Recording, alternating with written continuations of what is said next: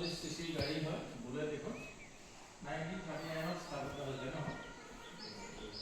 এইটো for picket ইয়াৰ চাব পাৰে আমাৰ ইয়াত কেনেকৈ অৱস্থা মানে কণ্ডিশ্যনত আহে গাড়ীবিলাক কিন্তু এইটো লণ্ডনৰ যেনেকৈ আহিছে তেনেকৈ আছে মানে এইটো অৰিজিনেল কাৰ বুলিও ক'ব পাৰি ইমানেই অৰিজিনেল আছে যে ইয়াত আছামৰ আনডিভাইডেড নম্বৰ প্লেট লগোৱা আছে আচ্ছা আছামৰ গোটেইখিনি 2 সংখ্যা ন আৰু এই লণ্ডনৰো নম্বৰ প্লেট লগোৱা আছে মানে ইমানেই অৰিজিনেল আছে হয় হয় হয় একদম অৰিজিনেল প্ৰিন্টত আছে এখন পুৰা ইণ্ডিয়া গাড়ী চলাইছে ৰাজীৱ গান্ধী আৰু ৰাজীৱ গান্ধীয়ে চলাইছিলে এখন ন নিজে চলাইছে মিজোৰাম ভিজিট কৰিছে মিজোৰাম এইখন চলাই চলাইছিলে এইটো আমাৰ জিপ ফৰ আৰু ইয়া হ'ল বন্ধুসকল দেচোন সব টাৰ্মিনেট তোৰ এখন দেখিবলৈ পাইছিলোঁ আমি গাড়ীখন আৰু খুব ধুনীয়া সঁচা লাগে খুব হেভি গাড়ী এখন কেইবাটা চিটাৰ গাড়ী ন হয় আছে এখন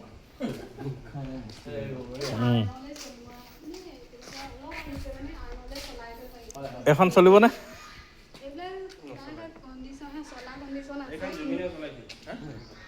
সেইখন